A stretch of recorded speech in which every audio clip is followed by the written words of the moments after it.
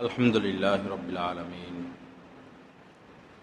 वस्सलातु वस्सलामु अला सय्यिदिल मुरसलीन व अला आलिहि व अस्हाबिहि अजमाईन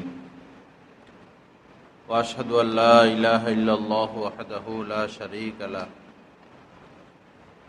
व अशहदु अन्न मुहम्मदन अब्दुहु व रसूलुहु अम्मा बाद क़ाल नबी सल्लल्लाहु तआला अलैहि वसल्लम हुमुल जुलसाउ ला यश्क़ा बिहिम जलीसुहुम व क़ाल अलैहि अस्सलातु वस्सलाम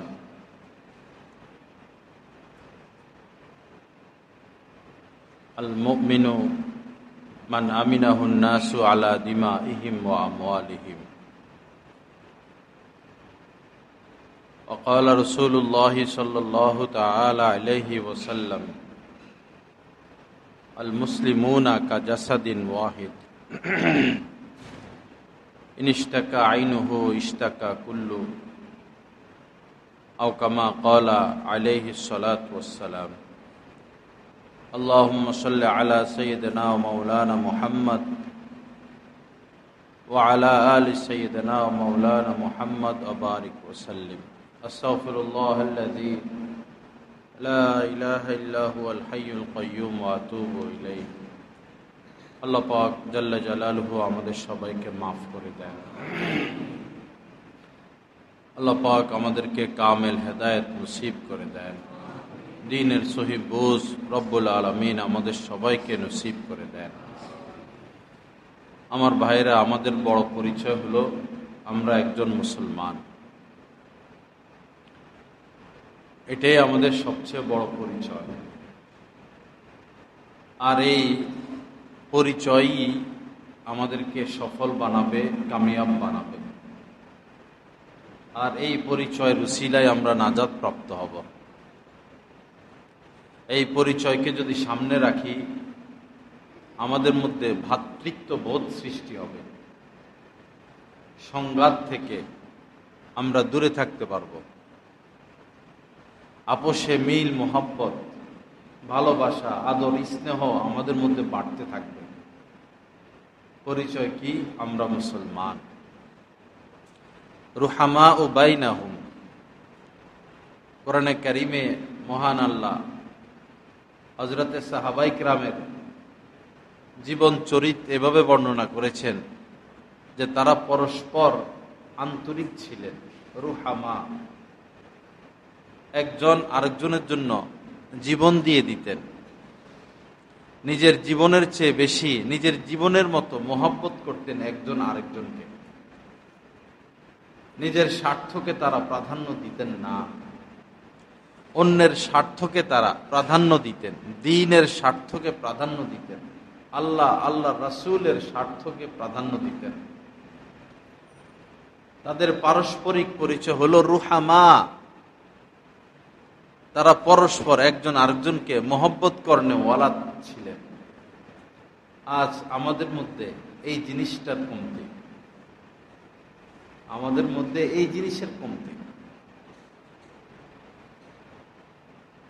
বিশ্বের মধ্যে ঋণগ্রস্ত, ঋণী রাষ্ট্রগুলোর মধ্যে উল্লেখযোগ্য আমেরিকা। অনেক বেশি ঋণী এক রাষ্ট্র। কি পরিমাণ যে তাদের ঋণ, এটা তারা প্রকাশ করে না। বিশেষ করে সৌদি আরব থেকে হাজার হাজার crore crore, million trillion dollar তারা ঋণ করে রেখেছে। সৌদিও এটা প্রকাশ করে না, তারাও এটা প্রকাশ করে না। রাষ্ট্র পরিচালনা করতে তার সমস্যা, বস একটা আরব রাষ্ট্র ঘুরে দিল আর হাজার হাজার কোটি টাকা নিয়ে গেল। এই আরব রাষ্ট্রপ্রধানগুলো নিজেদের গদি টিকানোর জন্য তার সাথে চুক্তিবদ্ধ হলো। অসহায় মুসলমানদের জন্য তারা কিছুই করল না। অসহায় মুসলমানদের জন্য তাদের কোনো মাথা ব্যথা নাই। তাদের প্রয়োজন তাদের রাজতন্ত্র রক্ষা করা। তো এটা তো ব্যক্তিগত স্বার্থ হলো, দেশের জন্য, জাতির জন্য, বিশ্বের অসহায় দরিদ্র মুসলমানদের জন্য কি করলো আরব রাষ্ট্রগুলো। সাহাবায়ে কেরামের প্রধান পরিচয় ছিল রুহামা, পরস্পর তারা আন্তরিক ছিলেন। আল্লাহ পাক আমাদেরকে তাদের মতো কবুল করে। তো মুসলমানদের প্রতি মহব্বত রাখা, ইমানদারদের প্রতি মহব্বত রাখা, অন্তরটাকে পরিষ্কার করা, অন্তরটাকে পরিষ্কার করা, ঘৃণা বোধ ভিতরে না রাখা। ঘৃণা বোধ, যাদেরকে আমরা ঘৃণা করি কর্মের কারণে, স্বভাবের কারণে, সামাজিক অবস্থার কারণে, ভাবলে দেখা যাবে তাদের উসিলায় আমরা ভালো আছি। যেমন এখন এখানে এসি চলতেছে, ঠান্ডা বাতাস আমরা পাচ্ছি।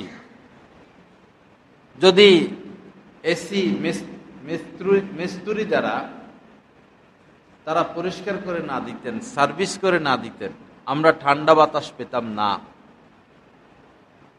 একজন সুইপার যারা ড্রেন পরিষ্কার করে, ময়লা পরিষ্কার করে,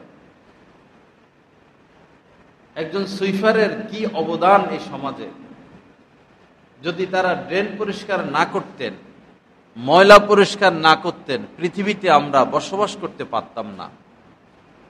পৃথিবীটা, আমাদের সমাজটা, শহরটা বসবাসের অনুপযুক্ত হয়ে যেত। তো আমরা যে সুখে শান্তিতে আছি, কার মেহনত? সুইপারের মেহনত।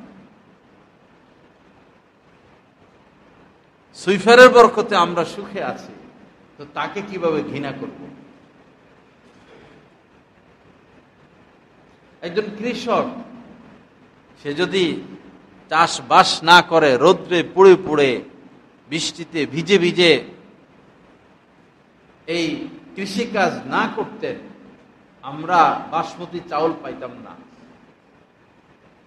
এত ধরনের তরকারি, এত মজার মজার তরকারি আমাদের সামনে আসতো না। তা আমাদের সুখটা নির্ভরশীল এই কৃষক, এই সুইপার, এই সাধারণ মানুষদের উপর। আল্লাহ পাক সিস্টেম করে রেখেছেন এরকম। কিভাবে ঘৃণা করব? ঘৃণা করব কিভাবে? বরং যাদের পদ নিচে, যারা বেশিরভাগ অশিক্ষিত, মূর্খ, যাদের সমাজে কোনো দাম নাই, মান নাই, যাদেরকে কোনো সামাজিক আচার অনুষ্ঠানের সম্মান দেখানো হয় না, তারাই দেশটা টিকিয়ে রেখেছেন, তারাই আমাদের জীবন বাঁচিয়ে রাখতেছেন।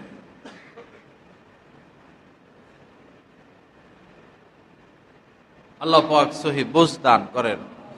এজন্য ঘৃণা করা যাবে না, ঘৃণা করা যাবে না, কাউকে ঘৃণা করা যাবে না, কাহারও প্রতি অন্তঃকরণে বিদ্বেষ না রাখা, বিশেষ করে আলেম ওলামাদের প্রতি কোনো বিদ্বেষ না রাখা। সাধারণ মানুষ চায়, সাধারণ মানুষের স্বভাবের সাথে যেটা ওতপ্রোতভাবে জড়িত, সেটা হলো নেতৃত্ব, কর্তৃত্ব। নেতৃত্ব, কর্তৃত্ব। নেতৃত্ব করেন সারা দুনিয়ায়, কর্তৃত্ব খাটান সারা দুনিয়ায়, কিন্তু আলেম ওলামাদের উপরে না। আলেম ওলামাদের উপরে নেতৃত্ব, কর্তৃত্ব খাটাতে গেলে আপনার সর্বনাশ হয়ে যাবে, আপনার সর্বনাশ হয়ে যাবে। আপনি কার থেকে দিন শিখবেন, কাদের থেকে দিন শিখবেন, কারা আপনার জন্য দোয়া করবে? একজন মানুষ দুনিয়া থেকে চলে যায়, অনেক অনেক সম্পদ আলেম ওলামাদেরকে দিয়ে যায় না। আপনারা মারা যাবেন, আপনারা কি আলেমদের নামে সম্পদ দিয়ে যাবেন? না, আপনাদের সম্পদের মালিক আপনাদের সন্তানরা হবে। কিন্তু আপনাদের সন্তানরা আপনাদের কি উপকারে আসবে? 2-4 দিন, 1 সপ্তাহ, 1 মাস, 6 মাস আপনাদের কথা মনে রাখবে, এরপরে কিচ্ছা খতম।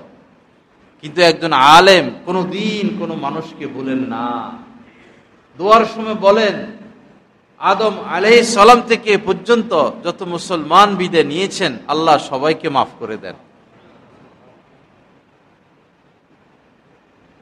আল্লাহ পরিচিত অপরিচিত যত মানুষ, আত্মীয় স্বজন, দেশবাসী যত মানুষ দুনিয়া থেকে বিদায় নিয়েছেন সবাইকে মাফ করে দেন। একজন আলেম প্রতিদিনই আপনাদের জন্য দোয়া করতে থাকবেন। কেন? তিনি কেন দোয়া করেন? তারা তো সম্পদ দিয়া যান নাই, আর জীবিত থাকা অবস্থায় নেতৃত্ব করেছেন, কর্তৃত্ব করেছেন, বিনা কারণে মসজিদ থেকে বের করে দিয়েছেন, অপমানিত করেছেন, ঘৃণার নজরে দেখেছেন, মোল্লা মৌলবী বলে গালি দিয়েছেন। আজ কবরে শোয়া, কে উপকারে আসতেছে, কারা উপকারে আসতেছে? করোনা চলাকালীন সময়ে এটা কি প্রমাণ হয় নাই আপন কারা? আপনার সন্তান আপন, না স্ত্রী আপন, না বন্ধু বান্ধব আপন, না আলেম ওলামা আপন? এটা কি আপনারা নিজের চোখে দেখেন নাই?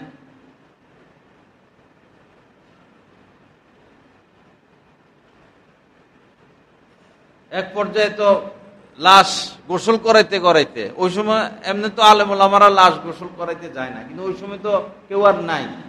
ছেলে মেয়ে, ছেলেরা তো জানাজা পড়তেও আসে না, আপন ছেলে জানাজা পড়তেও আসে না। আলেম ওলামা লাশ গোসল করাইতে করাইতে পরে না মাস্ক, না পিপি, না আরো হাত মোজা কি কি দিছিল সরকারি ভাবে, কত আর এগুলো লাগাইবে? এগুলো আর কত লাগাইবে? করোনা তো দেখে দেখে ধরছে। হাসপাতালের বুয়ারে করোনায় ধরে নাই, হাসপাতালের ওষুধ যারা চুরি করে খায় এদেরকে করোনায় ধরছে।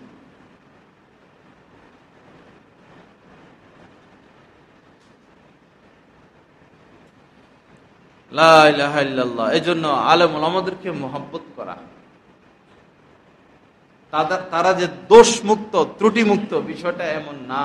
কুল্লু বানি আদম খাত্তা, নবীজি বলেছেন বনি আদম তাদের মধ্যে কিছু না কিছু দোষ ছিল, আছে, থাকবে। কিন্তু আপনি গভীরভাবে খুঁজে দেখুন, এই সমাজের অধিকাংশ ব্যবসায়ীরা বর্তমানে সুদখোর। মসজিদ কমিটি, মাদ্রাসা কমিটি, সমাজের হর্তা কর্তা, সালিশ, এমপি, মন্ত্রী বেশিরভাগ সুদখোর, 90-95%। এই বাংলাদেশে 3-4 লক্ষ মসজিদ, কোন মসজিদের খতিব সাহেব সুদের সাথে লিপ্ত? কোন মসজিদের ইমাম সাহেব, মুয়াজ্জিন সাহেব সুদের সাথে লিপ্ত? কোন মাদ্রাসার শাইখুল হাদিস, মুহাদ্দিস, মুফতি সাহেব সুদের সাথে লিপ্ত?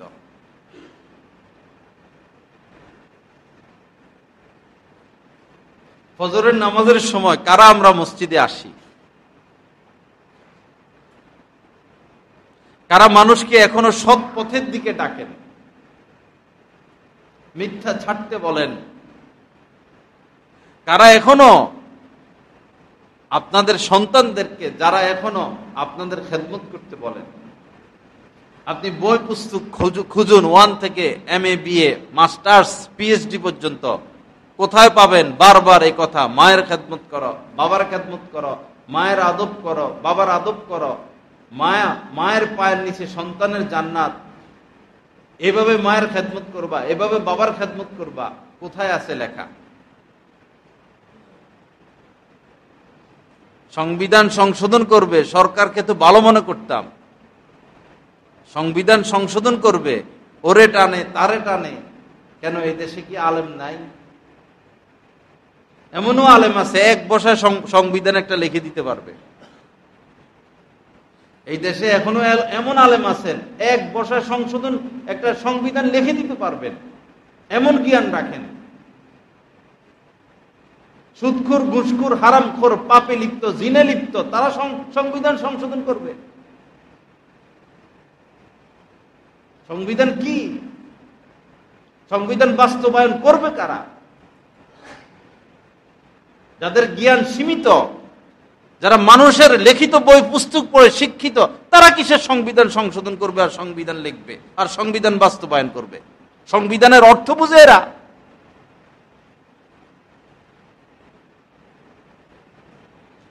জাগতিক মানুষের যে শিক্ষা দীক্ষা এটা সীমিত, এটা মানুষ রচিত, মানব লিখিত বই পুস্তক পড়ে মানুষ শিক্ষিত হয়। একজন আলেম আসমান থেকে যে বিদ্যা এসেছে সেই বিদ্যা শিখে তারা শিক্ষিত হয়।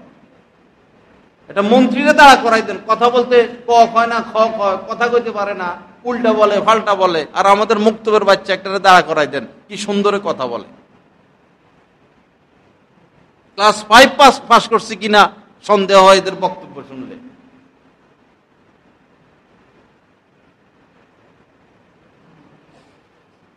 লা ইলাহা ইল্লাল্লাহ। মনে করবেন না এগুলো রাজনৈতিক আলোচনা, আমাদের জেনে রাখা উচিত, আমাদের জেনে রাখতে হবে।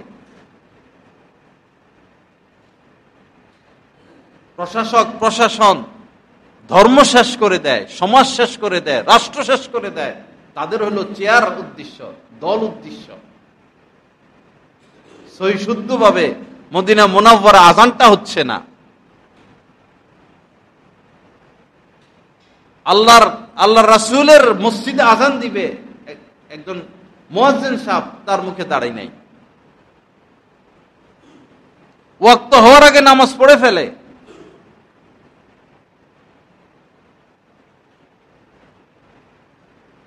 কোথায় নিয়ে পৌঁছাইলো আমাদের? মসজিদে হারামে বসা আমার শায়েখ সহ আমরা, জুমার দিন আজান হলো, সবাই সুন্নত পড়া শুরু করলো। এখন যারা সচেতন আলেম তারা তো সতর্ক থাকেন, কারণ জানে এখানে ইহুদিদের হাত ঢুকে গেছে। সবাই সুন্নত পড়ে, হযরত সুন্নত পড়েন না, সবাই হযরতের দিকে তাকাই আছে, কি ব্যাপার? আর হযরতের সাথে যারা থাকেন তারা চুপচাপ, তারা তো জানেন বিষয়টা, পরে আর সুন্নত পড়লেনই না। পরে আমার ভিতরে বিষয়টা কাজ করতেছে যে আল্লাহর ঘরে থাইকে সুন্নতটা পড়া হইল না। পরে হযরতের কাছের এক লোককে বললাম যে কি ব্যাপার? উনি বললেন সময় দেয় নাই তো সুন্নত পড়ার। মানে আজান দিয়ে দিছে ওয়াক্ত হওয়ার আগে। দেখেন, আজান দিয়ে দিছে ওয়াক্ত হওয়ার আগে, জুমার ওয়াক্ত হয় না, আজান দিয়ে দিছে, ওয়াক্ত শুরু হইলো। এখন তো মানুষ সুন্নতটা পড়বে, সুন্নত পড়ার সময় দিতে হবে, খুতবা শুরু হয়ে গেছে। আসর পড়ে ফেলে ওয়াক্ত আসার আগে। বাথরুম গুলো বানায় রাখছে কেবলার দিকে, আপনি প্রস্রাব করবেন কেবলার দিকে বসে প্রস্রাব করতে হয়। সাধারণ মানুষ যায় এত টের পায় না। যারা পুরান লোক, যারা আলেমদের সাথে হজ উমরা করে, তারা এগুলো বুঝেন। এজন্য কাফেলার সাথে হজ উমরা আর একজন আল্লাহ ওয়ালার সাথে হজ উমরা আকাশ পাতাল পার্থক্য,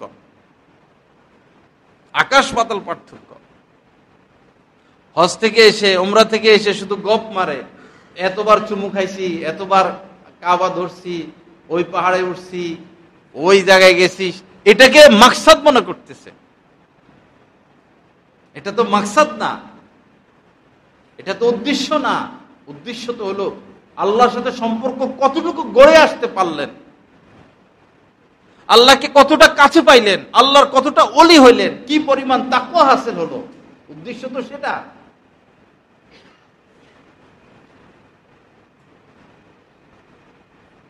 বরং বর্তমানে হাজরা আসওয়াদ চুমু খেতে যেতে নাই, আলেম ওলামা চুমু খেতে যায় না, দেখবেন।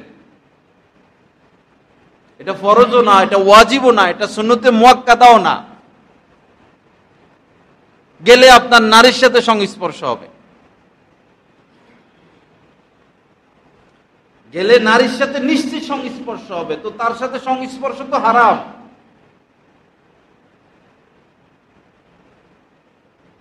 এমন পরিস্থিতি মাতাফের আল্লাহর ঘরের চতুর্পাশের যে কাবার দিকে তাকানোর মতো সুযোগ নাই। মহিলাদের হাত, বিদেশি মহিলা, এই হাত খোলা, এই সব ক্যামেরা ছবি তুলতেছে, মুখ খোলা, হাত খোলা। মানুষ স্ত্রীকে ভিডিও কলে দেখায়, কাবা শরীফ দেখায়, তো স্ত্রীর ছবি ওই ক্যামেরার মধ্যে, মোবাইলের মধ্যে, স্ত্রী বাসা থেকে দেখতেছে। তো এখানে হাজার হাজার মানুষ ডাইনে তাকাইতে হয়, বামে তাকায়, তো মোবাইলে নারীর ছবি, চোখ পড়ে যায়। ডাইনে নারী, বামে নারী, সামনে নারী, পিছনে নারী, মোবাইলে নারী, কাবার চত্বরে নারী। সরকারকে ইচ্ছে করলে পারতো না যে নো, এখানে কোনো তাসবির চলবে না, ছবি চলবে না, 10-15 জনরা একসাথে হইতে দিবে না, না জানি আন্দোলন শুরু হয়ে যায় কিনা, তাদের রাজত্ব শেষ হয়ে যায় কিনা। ওইদিকে খুব সতর্ক, বাদশার ব্যাপারে কেউ কিছু বলতে পারবে না, সাথে সাথে কল্লা ফেলে দিবে।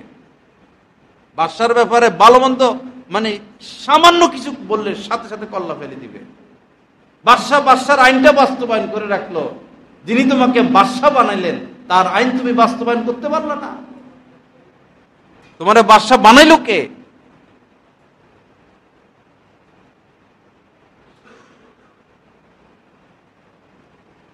হজে যাবেন, উমরায় যাবেন, আল্লাহর জন্য যাবেন, পাবলিসিটি নয়। বাড়ি করছে, বাড়ির সামনে নাম লেখছে টাইলস দিয়া, মোহাম্মদ আব্দুল করিম, আব্দুর রহিম, এরকম একটা নাম। হজ করে আসছে, এখন আবার টাইলস এটা ভাঙো, যত টাকা লাগে লাগুক, টাইলস ভাঙো। শুরুতে লেখো হাজি আলহাজ আব্দুর রহমান। আর হাজি সাহেব না করলে চেহারা কালো হয়ে যায়।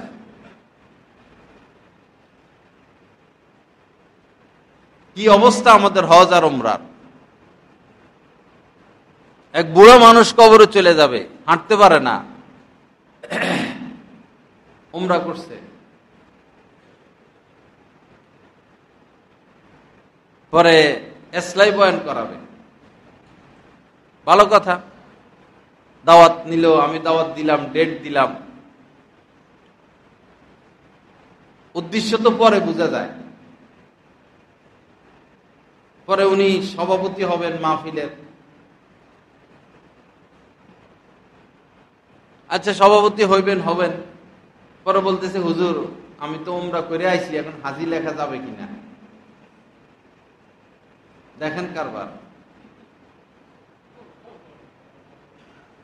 মাহফিল করাচ্ছেন, সভাপতি হবে, পাশের চেয়ারে বসবে, আর পোস্টারে তার নামটা হাজি সে লিখতে চায়, এজন্য মাহফিল করাচ্ছে। ইন্নাল্লাহা লা ইয়ানজুরু ইলা সুওয়ারিকুম ওয়ালা ইলা আমওয়ালিকুম। নবীজি বলেছেন আল্লাহ পাক তোমাদের চেহারা সুরত দেখেন না, আমলের ক্ষেত্রে মর্যাদার বিচারে আল্লাহ কার চেহারা সুন্দর, কার চেহারা খারাপ এটা দেখেন না, কার মাল বেশি, কার মাল কম এটা দেখেন না। ওয়ালাকিন ইয়ানজুরু ইলা কুলুবিকুম, তোমাদের অন্তরটা দেখেন, অন্তরে কি আছে। ওয়া আমালিকুম, তোমাদের আমলটা দেখেন। আমরা বাংলাদেশের মানুষ, আমরা ইসলাম ত্যাগ করতে রাজি, ধর্ম ত্যাগ করতে রাজি, দলের মায়া ত্যাগ করতে রাজি নাই। দল আগে দল, ধর্ম, দিন বর্জন করতে প্রস্তুত। নেত্রী বা নেতা কোন নির্দেশ দিল যেটা দিনের বিপরীত, শরীয়তের বিপরীত, তারা দিন বাদ দে, নাম রাস্তায়, উপর থেকে যে নির্দেশ আসছে সেটা বাস্তবায়ন কর। বাবা মইরা লন, কোথায় আপনাদের নেত্রী আর নেতা আর দল, আর আপনারা কোথায়? মইরা লন, শেষ নিঃশ্বাসরা ত্যাগ করেন।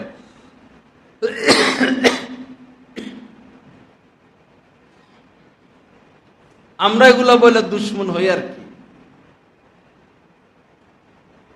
আমরা এগুলো বলে দুশ্মন হই। যারা খাতির লাগায় ওয়াজ করে তারা ভালো, যারা তোষামোদি করতে পারে তারা ভালো, যারা পা চাটতে পারে তারা ভালো, যারা যোগাযোগ রাখতে পারে তারা ভালো, যারা হক কথা বলে দেয় তারা গলার কাটা। গলার কাটা গলার কাটাই মনে করেন। যদি কথাগুলো সঠিক হয়, মানতে বাধা কোথায়? আমরা তো বিনিময় চাচ্ছি না। লা আসআলুকুম আলাইহি আজরান, নবীজি দিন দিন প্রচার করতেন আর বলে দিতেন বিনিময় চাই না। 50,000 দাও, 1 লাখ দাও, দালালরেও 50,000 দাও, অগ্রিম পাঠাইয়া দাও, এটা নো। কোরআনের আয়াত, কুল লা আসআলুকুম আলাইহি আজরান, হে নবী ঘোষণা করে দেন আমার থেকে দিন নাও, আমাকে কিছু দিতে হবে না। একদিকে যারা সুদের সাথে লিপ্ত, ঘুষের সাথে লিপ্ত, দেশের 12টা বাজায়, দেশের সম্পদ বিদেশে পাঠায়, যত আকাম কুকামকে যারা বাস্তবে রূপ দেয়, সেই নেতা নেত্রীদের ভক্ত। আর আরেক দিকে যারা বাইরালি, যারা দিন বিক্রি করে, ধর্ম বিক্রি করে, সুর, গলাবাজি, কন্টাকি, ছবি, ভিডিও, অন্যদিকে এদের ভক্ত। আমও গেল, ছালাও গেল।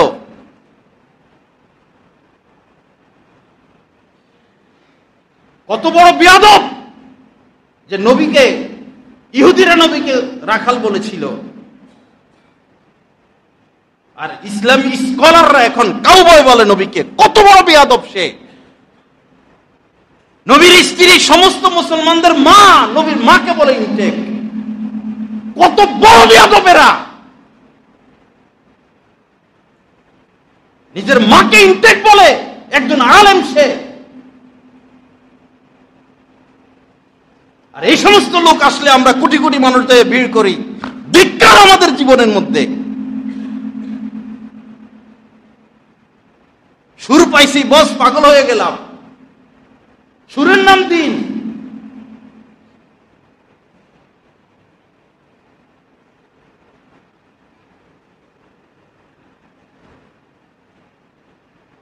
হক কথা ভালো লাগবে না তো। মিঠা মিঠা মিঠা মিঠা কথা, সেটা ভালো লাগবে। আপনি আপনার মাকে ইনটেক বলতে পারবেন? কে তার মাকে ইনটেক বলবে? কে তার মেয়েকে ইনটেক বলতে পারবে?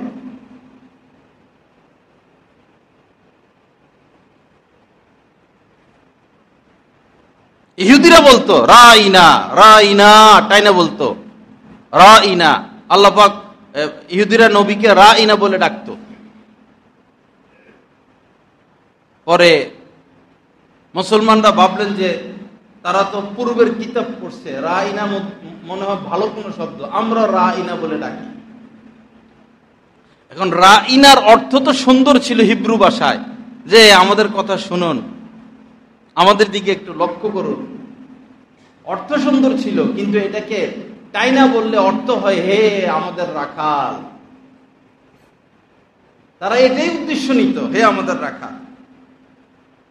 পরে মুসলমানরা রাইনা বলা শুরু করছে নবীজিকে। তখন আল্লাহ পাক আয়াত নাজিল করছেন যে রাইনা বলো না, উনজুর না বলো।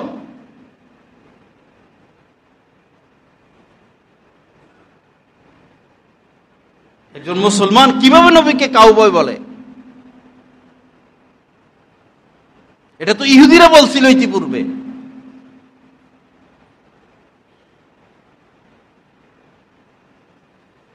আস্তাগফিরুল্লাহাল্লাযী লা ইলাহা ইল্লা হুয়াল হাইয়ুল কাইয়্যুম ওয়া আতুবু ইলাইহি। দিন বড় আজীব জিনিস, অনেক পবিত্র। দিন কাহারও মুহতাজ না, আমরা দিনের মুহতাজ। দিন কাহারও মুহতাজ না। যে দিন আঁকড়িয়ে ধরবে সে বাদশা হয়ে যাবে, আর যে দিন বর্জন করবে সে পায়ের ধুলা হয়ে যাবে। ওমান আ'রাদা আন যিকরি ফাইন্না লাহু মাঈশাতান দনকা। মহান আল্লাহ কোরআনে কারীমের মধ্যে বলেছেন যে আমার ওমান আ'রাদা আন যিকরি, যে আমার থেকে মুখ ফিরিয়ে নিবে, দিন থেকে মুখ ফিরিয়ে নিবে, দিন মোতাবেক চলবে না, তার জীবনটা হবে অস্বাভাবিক, তিক্ত, বিষাক্ত। শান্তি সে কোথাও খুঁজে পাবে না। সে অন্ধ, সে অনুভূতিহীন, শুধু ব্যালেন্স বাড়াবে, এই তার জিন্দেগি। ব্যালেন্স বাড়াবে, শুধু সম্পদ কামাবে, জমি জমা করবে, মার্কেট করবে, কিন্তু খুঁজে দেখুন তার মধ্যে সুখ নাই। সুখ ভিন্ন জিনিস, শান্তি ভিন্ন জিনিস, ইজ্জত ভিন্ন জিনিস।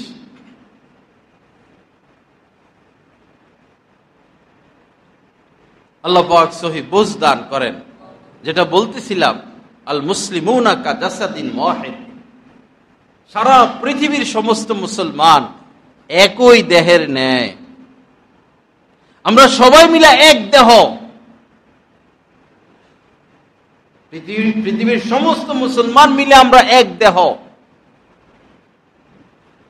আমার দেহে, আপনার দেহে যদি আপনি যদি আপনার চোখে আঘাত অনুভব করেন, আঘাত পান, মাথায় আঘাত পান, আঘাতটা শুধু চোখে থাকবে না, মাথায় থাকবে না, আপনি বিছানায় পড়ে যাবেন। দেহ তো একটা, যে কোনো অঙ্গে আঘাত লাগুক, এই আঘাতটা সর্ব অঙ্গে অনুভব করে। তদ্রূপ পৃথিবীর যে কোনো প্রান্তে যে কোনো মুসলমান আঘাতপ্রাপ্ত হবে, এই আঘাত সমস্ত মুসলমানের। আল্লাহ পারেন 1 সেকেন্ডে ইসরায়েলকে শেষ করে দিতে। 100 কিলোমিটার মাটির নিচে আল্লাহ ঢুকিয়ে দিতে পারেন, আগুন দিয়ে মুহূর্তে জ্বালাইয়া দিতে পারেন, কিন্তু আল্লাহ সেটা করবেন না। আল্লাহ দেখতেছেন আমরা কি করি, আরব বিশ্ব কি করে। স্পেন একমাত্র দেশ পৃথিবীর মধ্যে, তারাই এই ইসরায়েলকে গণহত্যাকারী রাষ্ট্র ঘোষণা করলো এবং ব্যবসা বাণিজ্য ছিন্ন করলো।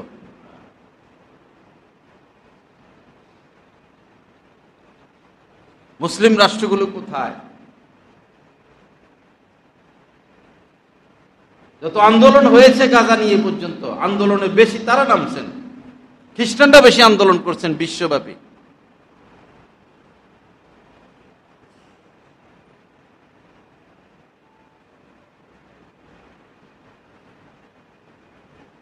আল্লাহ যদি ধরে গাজাবাসীর জন্য কি করছ, একজনও এই প্রশ্নের উত্তর দিতে পারবো না।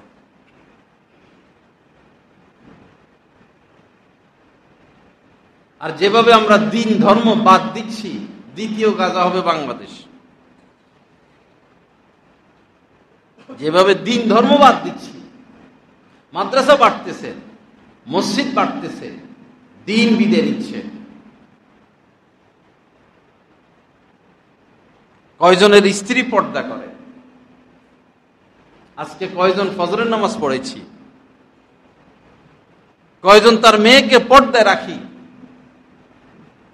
যারা মাদ্রাসায় পড়ে সারা দিন রাত কোরআন হাদিস পড়তে আছে, আর যারা স্কুলে পড়ে একটা আয়াত শুদ্ধ করে পড়তে পারে না। মক্তবের নামে কি হচ্ছে সমাজে! একজন মুয়াজ্জিন সাহেব 50-60টা বাচ্চা কিভাবে সে পড়াবে? আপনার বাচ্চাটার স্কুলে পড়ান, নামি দামি, আবার কোচিং করান, আবার আলাদা আলাদা প্রত্যেকটা সাবজেক্ট আপনি প্রাইভেট মাস্টার রেখে পড়ান। ইংরেজির শিক্ষক এসে ইংরেজি পড়াইয়া যায়, অঙ্কের শিক্ষক এসে অঙ্ক পড়াইয়া যায়, এরপরও ফেল করে, ভালো ফলাফল আনতে পারে না। সারা দিন রাত আপনাদের স্বামী স্ত্রীর চেষ্টা, প্রচেষ্টা, মেহনত, টাকা পয়সা খরচ, বাচ্চাটারে শিক্ষিত বানাই, এরপরও হয় না। কোরআনের দাম এত কম, বক্তব্য পাঠিয়ে দিলেন 50-60-100টা বাচ্চা, লড়র, কি পড়লো কি পড়াইলো। সমাজের মানুষের উচিত আলাদা মক্তব তৈরি করা, এখানে যোগ্য উস্তাদ রাখা। ভাজা চায় মসমসা, আবার তেল দেয় কম। এই এলাকার মধ্যে এক মসজিদ আছে, আশপাশে ইমাম, খতিব, মুয়াজ্জিন সব মিলাইয়া 3 জনের বেতন 12,000। 3 জনের মিলাইয়া বেতন 12,000। দাদাগিরি দেখানোর মধ্যে 1 নম্বর। কর্তৃত্ব নেতৃত্বের সাথে ওই সময় খুব আমি অমুক আমি তমুক। হক নষ্ট করতেছে যে খোদার কাছে কি জবাব দিবা? পদের পাওয়ার দেখাও, খোদার কাছে জবাব দিবা কি?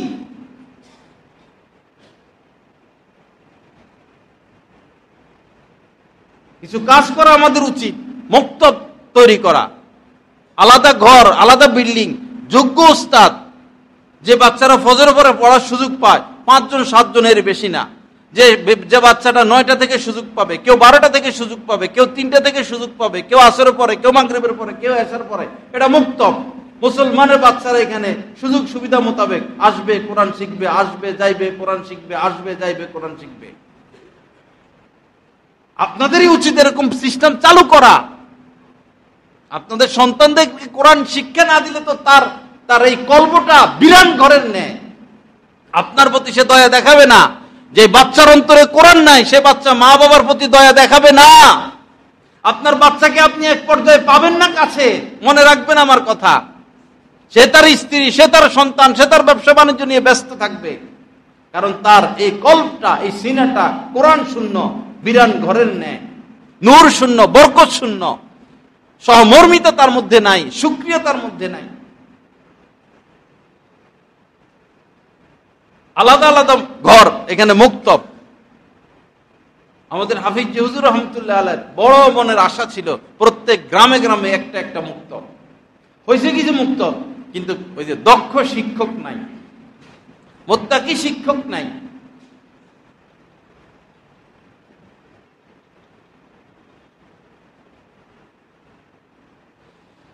আল্লাহ পাক সহি বুঝ দান করেন। আল্লাহ পাক আমাদেরকে কিছু কাজ করার তৌফিক দান করেন। বাবা, আল্লাহরে দেখাইতে হবে তো যে এই কাজটা করছি। আল্লাহকে কিছু দেখাইতে হবে তো যে আল্লাহ সম্পদ দিয়েছিলেন, এইটা করছি, শক্তি দিয়েছেন, এটা করছি, বুদ্ধি দিয়েছেন দিনের জন্য, এটা করছি। দিনের জন্য আমরা কি করি ভাই? ঘুম থেকে জেগে আবার ঘুম পর্যন্ত এই জায়গায় জুমার সময় মোবাইল রিসিভ করা লাগে। কোন পাগল এই সময় মোবাইলে ফোন দেয়? জানেন এখন বয়ান হইতেছে বিভিন্ন জায়গায়। দিনের জন্য কি করলাম?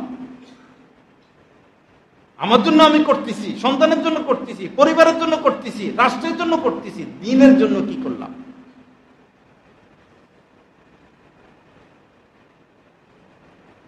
সন্তানের ক্ষেত্রে আল্লাহ পাক বলছেন যে নাহানু নারযুকুকুম ওয়া ইয়াহুম। আল্লাহ বলতেছেন তোদেরকে আমি খাওয়াই, তোদের সন্তানদেরকে আমি খাওয়াবো, তোমাদেরকে আমি রিজিক দেই, তোমরা আমারটা খাও। সন্তান নিয়ে তো মাথা ব্যথা করো না, তাদেরকে আমি খাওয়াবো, দায়িত্ব আমি নিয়ে নিলাম। আমাদের সন্তানের দায়িত্ব আল্লাহর উপরে। আমাদেরকে বলছেন যে তোমরা দ্বীনের জন্য উৎসর্গ হও, দ্বীনের জন্য করো, মেহনত করো।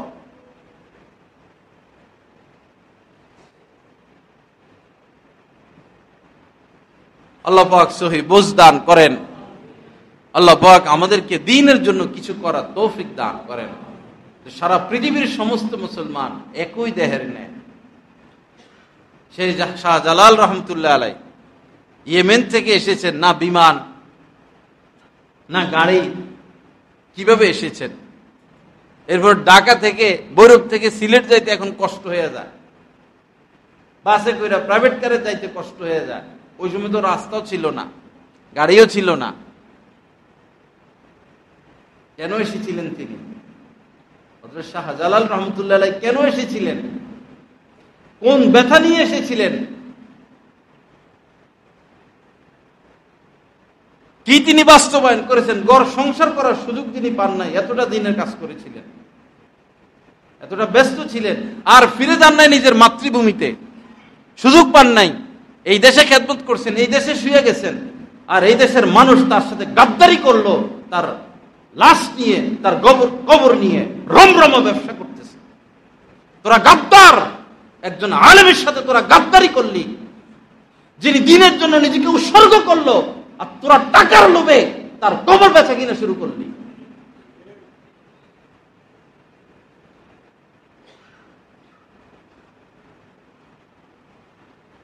আল্লাহর কাছে হিসাব দিতে হবে। লিজ দেয় যারা মাজার কর্তৃপক্ষ, এরা লিজ দেয়, 1 বছরের জন্য লিজ দেয় 500 কোটি, 100 কোটি, 700 কোটি, 1000 কোটি, অকল্পনীয় টাকা পয়সা আসতে থাকে। মাজার কর্তৃপক্ষ 500 কোটি টাকা নিয়ে যায়, আর যারা লিজ নেয় তারা এই ঢোল ডাল বাজাইয়া জায়গা জায়গা পাগলা পুগলা বেনামাজি গাঁজাখোর কতগুলোরে বসাইয়া বস যা উঠাইতে পারে তারা নিয়ে যায়। চোখের সামনে হচ্ছে এগুলো।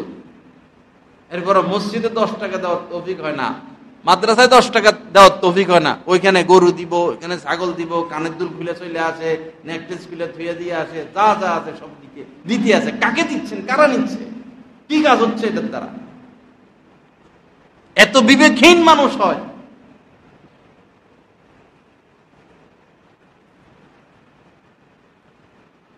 আস্তাগফিরুল্লাহাল্লাযী লা ইলাহা ইল্লা হুয়াল হাইয়ুল কাইয়্যুম ওয়া আতুবু ইলাইহি। আল্লাহ আমাদেরকে মাফ করে দেন। কি বলবো, সর্ব অঙ্গে যদি গা হয়, সর্ব অঙ্গে গা, আপনি কোথায় মলম লাগাইবেন? সর্ব অঙ্গে গা। দিন শিখতে হয় আলেমে দ্বীনের কাছ থেকে। হাকিমুল উম্মত মুজাদ্দিদি মিল্লাত হযরত মাওলানা শাহ আশরাফ আলী থানভী রাহমাতুল্লাহ আলাইহি বলেছেন, মুসলমানদের যে পদস্খলন বর্তমানে, এটার কারণ হচ্ছে মুসলমানগণ আল্লাহ ওয়ালাদের সোহবত বর্জন করেছে, আলেমদের সোহবত বর্জন করেছে। এই হচ্ছে পদস্খলনের মূল কারণ।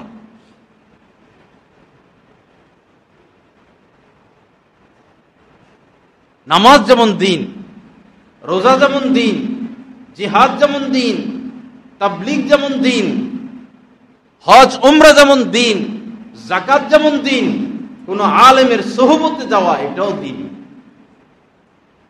বরং দিনের গুরুত্বপূর্ণ শাখা। ছাত্রদেরকে আমরা জান দিয়া পড়াই, কতভাবে মেহনত করে বুঝাই, তাকওয়ার উপরে আমলের উপরে আমল আসে না। কারণ আমরা তো উল্টা পথে হাঁটতেছি। আল্লাহ পাক কোরআনে বলছেন ইউযাক্কিহিম, আগে আগে ইসলাহ করবা, ওই আল্লিমুহুমুল কিতাব, এরপরে কিতাব শিক্ষা দিবা, কোরআন শিক্ষা দিবা। এখন আমরা সে মুক্তব থেকে শুধু পড়াই আর পড়াই, পড়াই আর পড়াই, বুখারী পড়াই, মুসলিম পড়াই, শরীফে পড়াই, কাফিয়া পড়াই, হেদায়েতুন্নাহ পড়াই, পড়াই আর পড়াই, পড়াই আর পড়াই। পড়ানোর আগের কাজ তো ইউযাক্কিহিম, তাদেরকে ইসলাহ করো, সংশোধন করো, এটা তো করি না। যার কারণে আগে এক হাফিজ হুজুর ছিলেন, একজনের হুঙ্কারে সারা দেশ কাঁপত। সেই আগের জামানায় কেরামত আলী পীর সাহেব, জৌনপুরি পীর সাহেব, তাদের সিলসিলা আগের কথা বলতেছি। এই দেশে ইসলাম তাদের মাধ্যমে আসছে। এই দেশের মানুষ মুসলমান হয়েছে তাদের হাত ধরে। তারা হেঁটে যাচ্ছেন, হায়রে এত সুন্দর চেহারা, তাহলে এই ধর্ম সঠিক। কালেমা পড়ে মুসলমান হয়ে হিন্দুদের মধ্যে তারা অজু করতেছেন, অজু করা দেখে শত শত হিন্দু মুসলমান হয়ে যেতেন। তাদের পাগড়ি দেখে, তাদের লাঠি দেখে, তাদের মেসওয়াক দেখে, তাদের সুন্নতের পোশাক দেখে মানুষ দ্বীন গ্রহণ করত।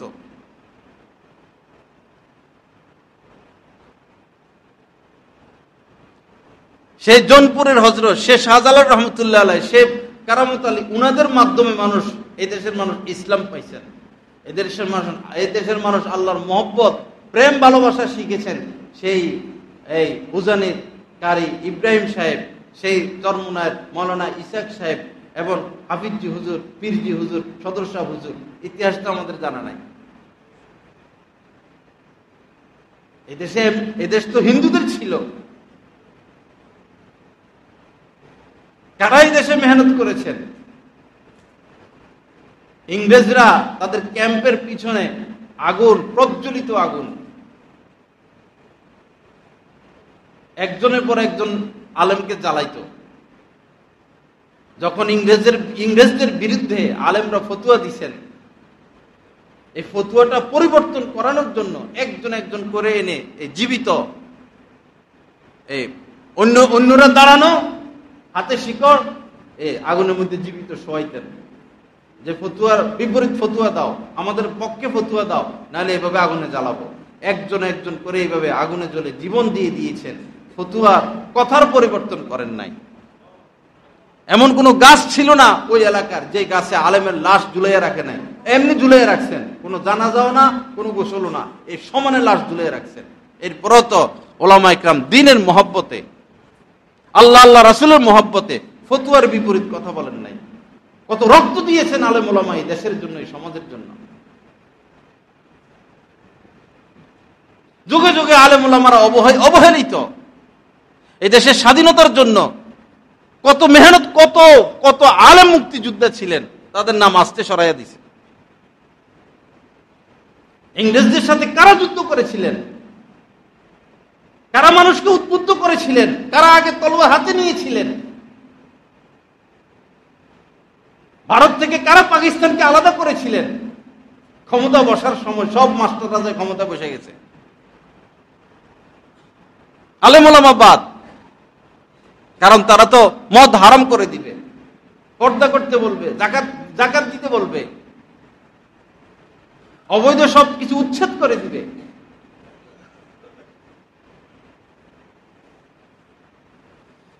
লা ইলাহা ইল্লাল্লাহ। আল্লাহ পাক আমাদেরকে মাফ করে দেন, আল্লাহ পাক সহি বুঝ দান করেন।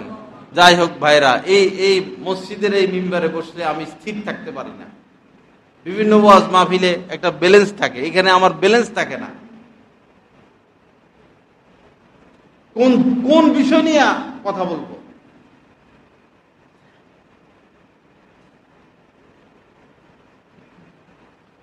আলেম ওলামাদের সোহবত ভাই, আপনার যাকে ভালো লাগে, অবশ্যই হক্কানি আলেম ওলামা আছেন। আলেম ওলামাদের সোহবত, একজন রাজারও উচিত কোন আলেমের সোহবতে যাওয়া, একজন মন্ত্রীরও উচিত কোন আলেমের সোহবতে যাওয়া। শেখ মুজিব, শহীদ জিয়া, ওনারা ওই সময় আলেমদের সোহবতে যাইতেন। মাওলানা বাসানির কাছে বঙ্গবন্ধু ওনার সোহবতে যাইতেন। শহীদ জিয়া মাওলানা হাফিজ হুজুর রহমতুল্লাহ সোহবতে যাইতেন। আর আমরা শুধু জেলে ঢুকাও আলেমদেরকে।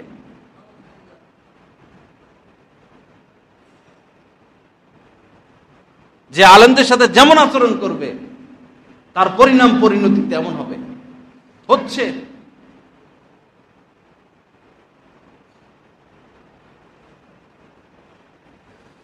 আস্তাগফিরুল্লাহাল্লাযী লা ইলাহা ইল্লা হুয়াল হাইয়ুল কাইয়্যুম ওয়া আতুবু ইলাইহি। আমার ভাইরা, আমল তো করেন, আপনারা আমল তো করেন। আমল একজন আল্লাহ ওয়ালার কাছ থেকে নিতে হয়। নিজে নিজে আমল করলে ফায়দা আছে, একজন আল্লাহ ওয়ালার কাছ থেকে আমল নিলে 100 গুণ বেশি ফায়দা। আমল কেউ থেকে নিয়ে জেনে নেন যে আমি কি আমল করব। এতটুকু কাজ আমরা করতে পারি না। তলোয়ারেই কাটে তলোয়ারেই, কিন্তু সে ভালো কাটবে না মন্দ কাটবে এটা যিনি তলোয়ার ধরবেন তার উপর নির্ভরশীল। আমলের দ্বারাই কাজ হবে, কিন্তু আমল নিতে হবে একজন আল্লাহ ওয়ালার কাছ থেকে। সাহাবায়ে কেরাম জানতেন না বিষয়টা, এরকম না, সবই জানতেন, কিন্তু আমল নিতেন নবীজির কাছ থেকে। ইয়া রাসূলুল্লাহ, আমি কি আমল করব? একজন আলেমের কাছ থেকে আমল নিলাম, একজন আলেমের সোহবতে গেলাম, সম্পর্ক রাখলাম, মহব্বত রাখলাম, এতটুকুর দ্বারাই তো আমার আপনার মধ্যে দিন চমকাবে। সাহাবায়ে কেরাম তো এই জিনিসটা মজবুত ভাবে ধরে রেখেছিলেন। রাসূলের সোহবত, সকালের সোহবত, বিকেলের সোহবত, দুপুরের সোহবত, দিনের সোহবত, রাত্রে সোহবত, জিহাদের ময়দানে সোহবত, হজ উমরায় সোহবত, বাজারে সোহবত। আল্লাহ রাসূলকে তো একা পাওয়া যেত না। বাজারে যাচ্ছেন, চতুর্পাশে সাহাবী, জিহাদের ময়দানে যাচ্ছেন, চতুর্পাশে সাহাবী, হজে যাচ্ছেন, উমরায় যাচ্ছেন, চতুর্পাশে সাহাবী, জানাজায় যাচ্ছেন, চতুর্পাশে সাহাবী, দাওয়াতে যাচ্ছেন, চতুর্পাশে সাহাবী, কোন রোগীকে দেখতে যাচ্ছেন, চতুর্পাশে সাহাবী। সাহাবায়ে কেরাম রাসূলকে ঘিরে রাখতেন।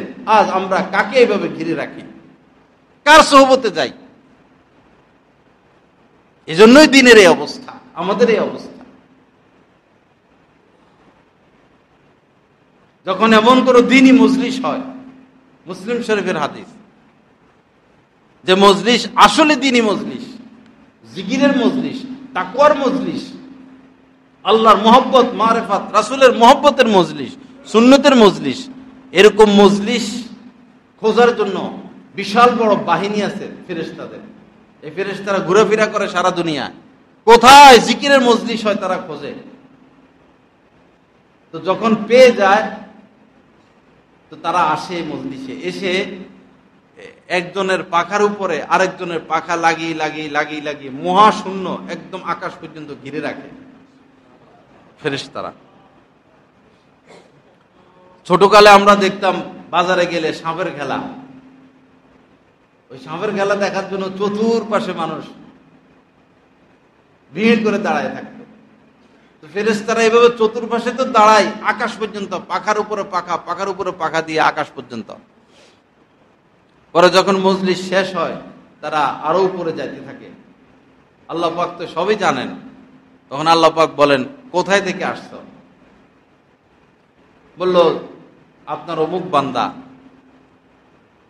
যারা আপনার এই পবিত্রতা ঘোষণা করে, আপনার বড়ত্ব ঘোষণা করে, লা ইলাহা ইল্লাল্লাহ জিকির করে, আপনার প্রশংসা করে, আপনার কাছে প্রার্থনা করে, তাদের কাছ থেকে আসছে। আল্লাহ পাক তো সবই জানেন। এরপরেও বুঝানোর জন্য বান্দাকে, তখন আল্লাহ পাক বলেন, তারা আমার কাছে কি চায়? ফেরেশতারা বলে, তারা আপনার কাছে জান্নাত চায়। আল্লাহ পাক বলেন, জান্নাত কি তারা দেখেছে? ফেরেশতারা বলেন, জান্নাত তো দেখে নাই। আল্লাহ পাক বলেন, জান্নাত যদি দেখতো তাহলে কি করতো? ফেরেশতারা বলেন, জান্নাত যদি দেখতো আরো পাগল হয়ে জান্নাত চাইতো, আরো উদ্গ্রীব হতো, আরো বেশি আগ্রহী হতো, প্রত্যাশী হতো। তখন আল্লাহ পাক বলেন যে তারা কিসের থেকে পানা চায়? ফেরেশতারা বলেন, তারা জাহান্নামের আগুন থেকে পানা চায়। আল্লাহ পাক বলেন, জাহান্নাম কি তারা দেখেছে? ফেরেশতারা বলেন, জাহান্নাম তো তারা দেখে নাই। আল্লাহ পাক বলেন, জাহান্নাম দেখলে কি করতো? ফেরেশতারা বলেন, তাহলে আরো বেশি করে তারা পানা চাইত। তখন আল্লাহ পাক বলেন যে হাদিসের সারমর্ম যে তারা যে জান্নাত চাইছে সে জান্নাত আমি দিয়ে দিলাম, তারা যে জাহান্নামের আগুন থেকে যে পানা চাইল সে জাহান্নামের আগুন থেকে আমি পানা করে দিলাম, তাদের সবাইকে আমি মাফ করে দিলাম, তাদের সবাইকে আমি মাফ করে দিলাম। তখন ফেরেশতারা বলেন যে আল্লাহ মাফ করলেন তো ঠিক আছে, যারা আপনার প্রশংসা করলো তাদেরকে মাফ করলেন, কিন্তু এখানে একটা লোক ছিল এরকম, দেখেন এই মজলিসে এমন একটা লোক ছিল মারাত্মক পাপী, একটা লোক ছিল মারাত্মক পাপী, মারাত্মক অপরাধী। সে এখানে জিকির করতেও আসে নাই, দ্বীনের কথা শুনতেও আসে নাই, পাশ দিয়ে যাচ্ছে। যখন দেখলো যে এখানে আল্লাহ ওয়ালারা বসা, তখন সেও বসে গেল। আল্লাহ, সে তো জিকির উদ্দেশ্যে আসে নাই, সে তো মারাত্মক পাপী। তখন আল্লাহ পাক বলেন, তারে সব আমি মাফ করে দিলাম।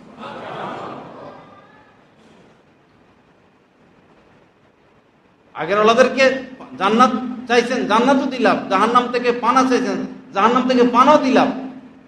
আর এই দাগী লোকটার ব্যাপারে বলছেন যে তারা সব মাফ করে দিলাম। কেন মাফ করে দিলেন আল্লাহ পাক? কারণ আল্লাহ পাক বলতেছেন শেষ কথা যেটা, সেটা হলো কেন মাফ করলেন এই দাগীটাকেও, হুমুল জুলাসাউ লা ইয়াশকা বিহিম জালিসুহুম। আল্লাহ পাক এই দাগী আসামিটাকে মাফ করার কারণ বলতেছেন যে আমার আল্লাহ ওয়ালাদের যে মজলিস, জিকিরের যে মজলিস, আমার আল্লাহ ওয়ালাদের সাথে যারা মিশে থাকবে তারা কেউ মাহরুম হবে না। হুমুল জুলাসা, আল্লাহ ওয়ালাদের মজলিস এত দামি মজলিস, লা ইয়াশকা বিহিম জালিসুহুম, তাদের মজলিসে যারা বসবে তারা কেউ মাহরুম হবে না, বঞ্চিত হবে না। এজন্য ভাইরা, আল্লাহ রাস্তে কাহার সাথে সম্পর্ক রাখি, কোনো আলেমের থেকে আমল নেই, আলেমের ব্যাপারে বিদ্বেষ রাখবেন না, আপনাদের ক্ষতি হবে, আপনাদের নেক আমল শেষ হয়ে যাবে, আপনারা ঈমান নিয়ে যেতে পারবেন কিনা সন্দেহ, কবরে রাখার পরে চেহারাটা ঘুরিয়ে দেওয়া হবে। আলেমদের সাথে সুসম্পর্ক রাখি, দ্বীনের খাতিরে। আলেমরা হয়তো একটু রাগ করেন, একটু রাগারাগি করেন, এই কথা বলেন, যেই কথা বলেন, আর বলবে কে? আর বলার কে আছে বলেন? মিম্বরে বসে সুদ হারাম, মদ হারাম কে বলবে? মন্ত্রী সাহেব বলবে, এমপি বলবে, চেয়ারম্যানে বলবে চুরি করো না, ডাকাতি করো না, জিনা করো না, কে বলবে? আলেমদের ভিতরে এক ব্যথা আল্লাহ পাক দান করছেন, ওই ব্যথার কারণে তারা নিজেকে রিক্সের দিকে ঠেলে দিয়ে মানুষকে আল্লাহর দিকে ডাকতেছেন। আলেমদের কদর বুঝবেন যখন কবরে যাবেন। এই নিঃস্বার্থ আলেমগণ, আপনি কবরে, আপনার কবরে সওয়াব পাঠাইতেই থাকবে, পাঠাইতেই থাকবে, পাঠাইতেই থাকবে। আপনার সন্তান হয়তো পাঠাবে না, ভুলে যাবে, আলেমরা কোনোদিন আপনাদেরকে ভুলবেন না।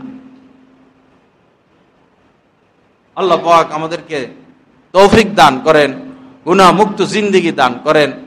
আল্লাহ পাক কোরআন সুন্নাহ মোতাবেক চলার তৌফিক দান করেন। হক্কানি আলেম উলামাদের সুহবতে উঠা বসার তৌফিক দান করেন। ওয়া আখিরু দাওয়ানা আলহামদুলিল্লাহি রাব্বিল আলামিন ওয়া সাল্লাল্লাহু আলা নবিয়িল কারীম।